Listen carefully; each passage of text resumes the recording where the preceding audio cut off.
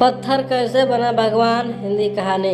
कई बार जब लोग जीवन में काम करना शुरू करते हैं तब उन्हें बहुत ज़्यादा दर्द होता है, तकलीफ होती है, उन्हें बहुत ज़्यादा मेहनत करना पड़ता है और ये बात उनसे बर्दाश्त नहीं हो पाती है। उनका शरीर जवाब दे देता है और वो उस काम को छोड़कर किसी और तरकीब से सफल होने का प्रयास करते रहते हैं। लेकिन याद रखिएगा, इस प्रकार से कोई भी व्यक्ति जीवन में सफल नहीं हो पाता है। याद रखिएगा कि सफलता का मार्ग मेहनत, दर्द और तकलीफ से होकर गुजरेगा और यह आपको सहना ही पड़ेगा, तो इसके लिए आप हमेशा तैयार रहिए।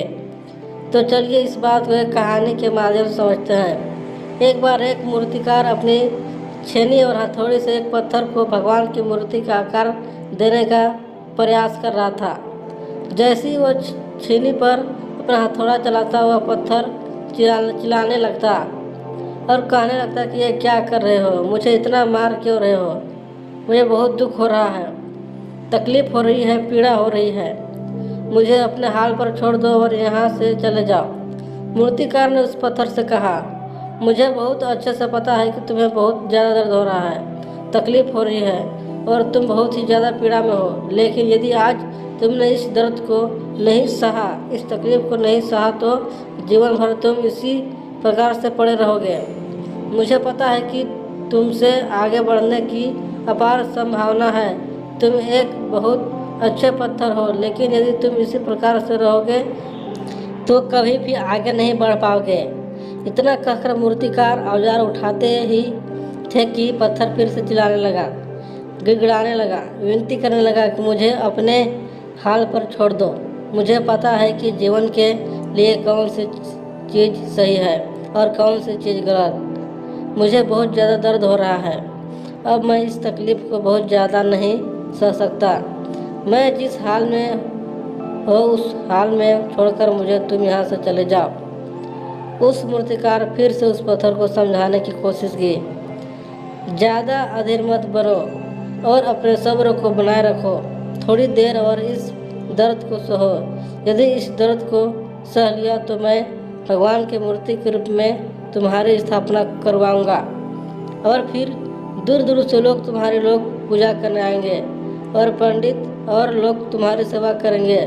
लेकिन पत्थर ने उस मूर्तिकार की एक भी बात नहीं मानी, वह चिल्लाता रहा और अपनी बात पर अड़ा रहा। मूर्तिकार ने उस पत्थर को समझाने की बहुत कोशिश की, लेकिन वह पत्थर नहीं माना। अब मूर्तिकार भी थक चुका था और वह उस पत्थर को छोड़कर आगे बढ़ गया और थोड़ी ही दूर जाकर देखा कि एक और बहुत ही अच्छा पत्थर वहाँ पर पड़ा हुआ है। उसने छेनी और हथौड़ी उठाई और उस पत्थर को मूर्ति बनाने के लिए तैयार हो गया। मूर्तिकार ने छेनी और हथौड़ी के वार दूसरे पत्थर पर जारी रखा। दूसरे पत्थर को दर्द हुआ, तकलीफ उससे भी हुई, लेकिन उस पत्थर ने बर्दाश्त कर लिया और देखते ही देखते थोड़ी समय के बाद उस पत्थर ने भगवान की मूर्ति का रूप धारण कर लिया। थोड़ी दिन बाद उस मूर्ति की एक मंदिर में स्थापना हो गई। धीरे धीरे करके लोग वह पूजा पाठ करने आने लगे। लोगों की मन्नतें वहाँ से पूरी होने लगी और वह मंदिर बहुत ही ज़्यादा प्रसिद्ध हो गया। अब धीरे धीरे करके दूर दूर के गांव से लोग वहाँ पूजा पाठ करने आने लगे। फिर एक दिन और उसने पत्थर को उसी मंदिर में लाया और उसे एक कोने में रख दिया गया। अब लोग आते और उस पर नारियल फोड़ते और कोई और पत्थर नहीं बल्कि उस पत्थर था जिसने दर्द को नहीं सहा था। अब वो पत्थर मन ही मन बहुत ज़्यादा पछता रहा था, दुखी हो रहा था और अपने आप से कह रहा था कि काश मैं उस दिन उस दर्द को, उस तकलीफ को सह लिया होता तो आज लोग मेरी भी पूजा करते। इसलिए आप भी अपने जीवन में हमेशा याद रखिएगा कि जब भी आप अपने करियर की शुरुआत में किसी काम को कर रहे हो, पढ़ाई कर रहे हो या कोई भी काम कर रहे हो और उसमें आपको दर्द हो रहा है, तकलीफ़ हो रही है, ज़्यादा मेहनत करना पड़ रहा है, तो आप रुकिएगा मत, किसी और रास्ते की शुरुआत मत करिएगा, क्योंकि कोई और रास्ता आपको सफलता नहीं दे सकता है। आपको उस दर्द को, उस तकलीफ़ को सहना ही होगा और उस दर्द को, उस तकलीफ को सहकर आप ज़्यादा मजबूत बनेंगे और तभी आप अपने जीवन में आगे बढ़ पाएंगे।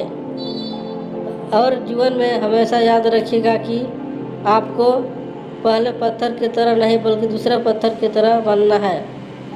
यदि ये कहानी आपको पसंद आई हो और इससे कुछ सीख मिली हो तो अपने दोस्तों और अन्य लोगों के साथ शेयर ज़रूर करिएगा। धन्यवाद। कमेंट कर जरूर बताइए कहानी कैसा लगा।